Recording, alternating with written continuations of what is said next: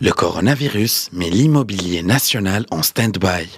Alors que les opérateurs du secteur voyaient en 2020 une année de relance, la pandémie, elle, en a décidé autrement.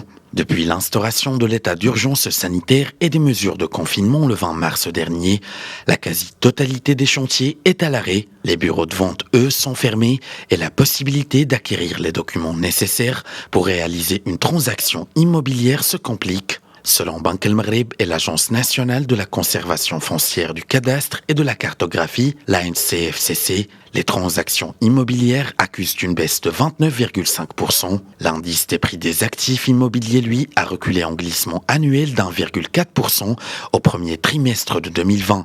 Et toujours selon Banque El Maghreb et l'Agence nationale de la conservation foncière, ce repli des prix reflète des baisses d'1,5% pour les actifs résidentiels, d'1,2% pour les terrains et de 2% pour les biens à usage professionnel. Quant aux ventes, selon la même source, elles ont chuté à 30,6% avec des reculs de 30,8% pour les appartements, de 27,7% pour les maisons et de 30,5% pour les villas. Et enfin, en ce qui concerne les biens à usage professionnel, le repli de leur prix résulte d'un recul de 2,6% pour les locaux commerciaux. Et pour les transactions, le Royaume accuse une régression de 22,3% avec des diminutions de 22,1% des ventes portant sur les locaux commerciaux et de 23,3% de celles des bureaux.